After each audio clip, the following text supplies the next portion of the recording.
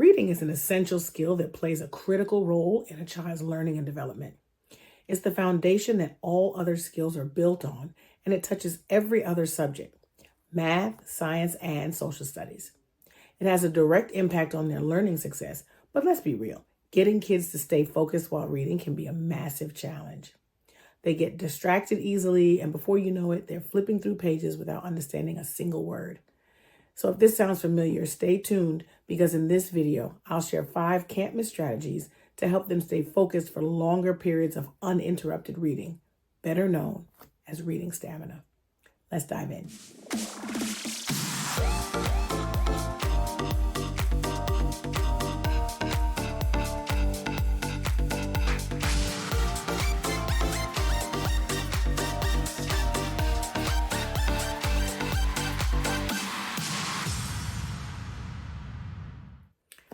I taught 6th grade at the Catholic school. Every year during orientation, a few parents would come up to me and whisper that their kid didn't really like reading, and they apologized ahead of time. I always laughed and said, "Not the way I teach it. Don't worry. I guarantee you by Christmas, your kid is going to love reading. They just haven't found the genre they like, and they haven't found the strategy that unlocks the magic of the story." I considered it a personal challenge, but there are certain things that we can do to move kids from reading as a task to reading for pleasure. My ultimate goal every year of my career was to teach kids how to read for pleasure. My own children loved reading, and they still do as adults. I mean, they're in their 30s now, and they can't put a book down once they start. As kids, they always had bookcases in their rooms, and they had favorite books and series that they read over and over again. People thought it was a little strange that they asked for Barnes & Noble gift cards for Christmas and birthdays, but that's what got them excited. So how did I do it? How did I get my kids to love reading so much that I had to force them to put the book away and go to bed? I would literally catch them reading under the covers with a clip-on book light, but they had the stamina to read for hours without interruption. And my biggest secret weapon, don't tell anybody. I'm kidding, tell everybody. It was reading aloud to them. I started reading aloud to my kids at a very early age, and I included all kinds of voices, and I read in all sorts of accents as well.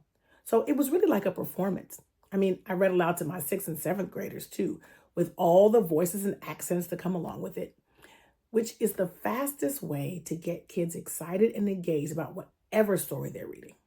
So let's talk about the hurdles for reading stamina. First up, distractions. Digital devices are probably the biggest distraction when it comes to reading because our kids are constantly glued to some kind of screen, and it's hard to pry them away from their favorite games or social media apps or even the television.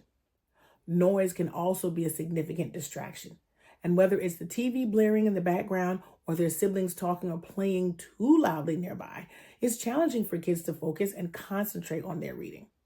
Another common distraction is a lack of interest in the material. I mean, let's face it, not every book is going to spark your kids' interest, and that's okay. But as parents, we need to find ways to make reading more engaging and fun for them. So, how do we help our kids stay focused while reading?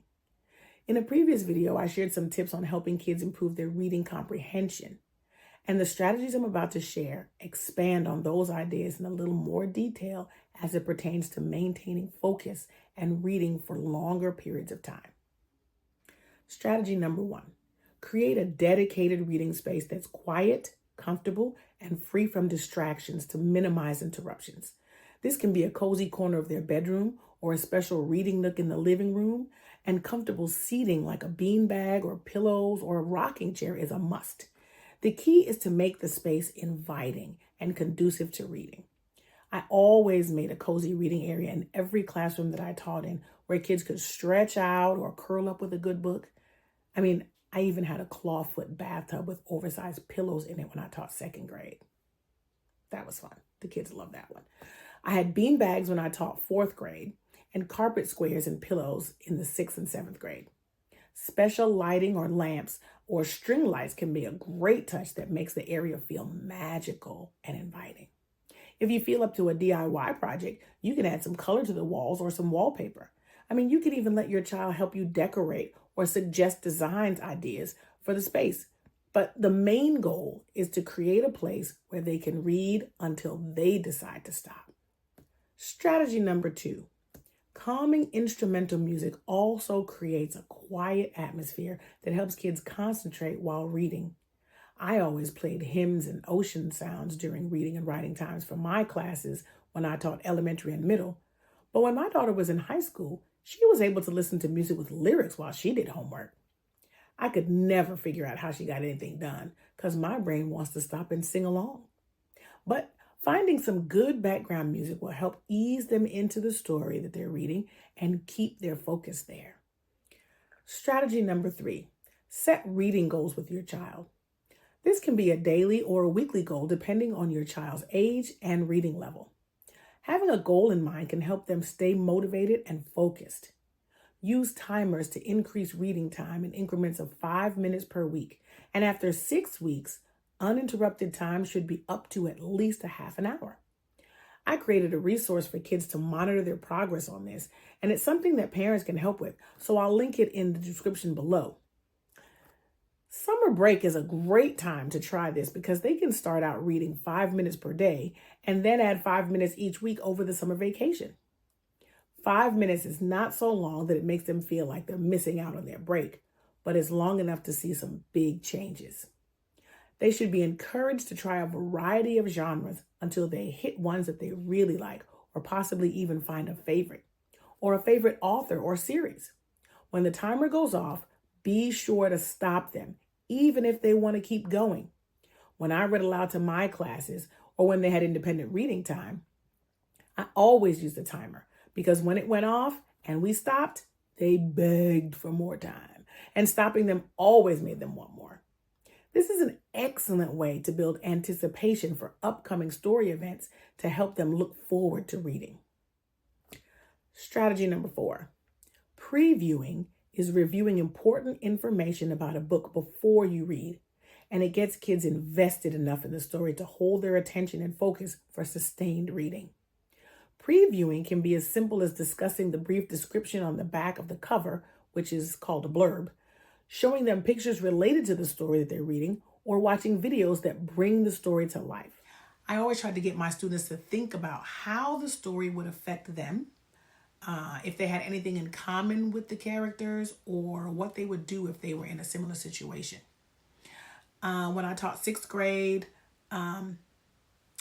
I taught a novel study on a story called Among the Hidden.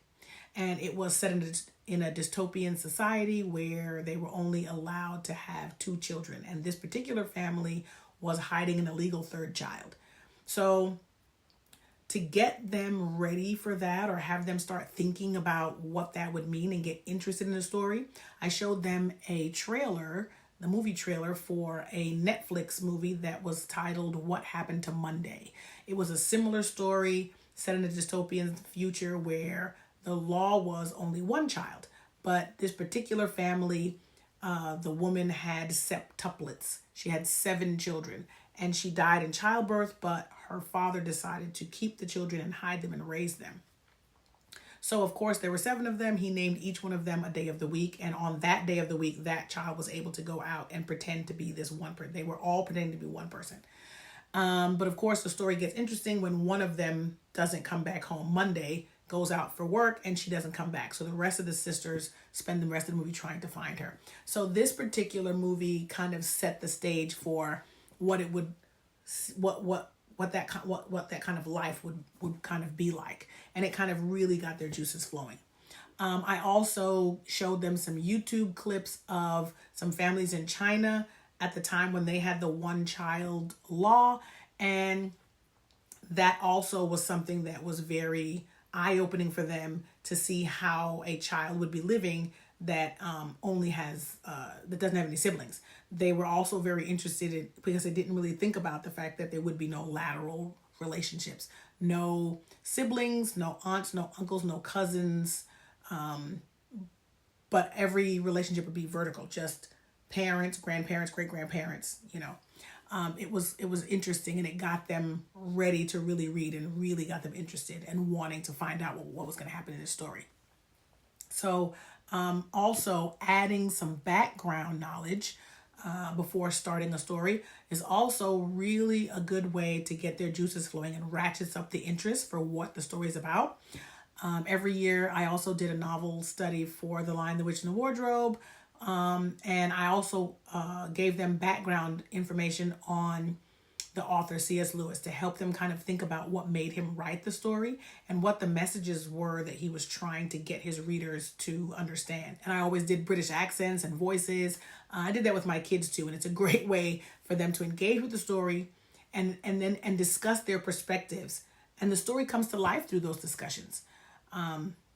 Another helpful visual, which is fun and interesting, is bookmarks that encourage phrases or reading reminders like the 5 parts of the plot or definitions of similes and metaphors or literary devices. And those are easily accessible by searching Amazon. Strategy number 5, reading with a parent or sibling or taking turns partner reading out loud is a fantastic way to make reading more interactive and fun. It's a great way to bond with your kids, and reading groups or book clubs can encourage communal reading and take the pressure off of a struggling reader because they're sharing the load. It excites kids to be able to discuss or experience a story with someone else. I mean, have you ever overheard your kid telling their friend about a movie that they saw or a video game they played? They're so animated in retelling the story, what they thought or how they felt about the experience. Wouldn't it be fantastic if they could do the same thing for books instead of movies and games? I told my students all the time that all movies and games start out as a book, whether it's published or not. Someone writes the story first as a script or an outline. Movies are the product of a director's imagination when he or she reads the script. And I reminded my students that their God-given imaginations were just as good as the authors and directors that were being paid to bring their imaginations to life on screen. You can also try to make reading more hands-on by incorporating activities or games that relate to the story. Not every book they read should be attached to a test or a book report. This is how reading becomes more fun and leisurely. Earlier, I mentioned the novel study that I did for the book Among the Hidden. I gave my students a previewing activity to pique their interest before we started reading the book, where they had to go through their family tree with their parents and decide which of their family members would still be here if we lived in a society where they were only allowed to have one child. It motivated and excited them to get into the book because they had empathy for the characters before they even started, because they could relate to how their family dynamic would be different. That simple activity gave them more motivation to keep reading, to find out what happened to the characters. No matter which strategy you try, you should always follow up reading time with a discussion of what was read by using critical thinking questions that are universally relevant to any genre. I'll link a resource that I created with examples of questions that you can use in the description below. Remember, the key is to make reading fun and engaging and to create an environment that's comfortable and distraction-free. I hope this helps, and I'd love to hear from you in the comments below. What are some strategies that you use to help your kids stay focused for increased reading time? If you try one of the strategies that I mentioned in this video, please let me know how it worked out. Don't forget to check out the links in the description below for the resources that I shared. And if you found this video helpful, give it a thumbs up and share it with another parent. And if you haven't already, subscribe for more tips and strategies. Hit the notification bell so that you don't miss any of the important information that I share, because every child deserves to love reading and writing.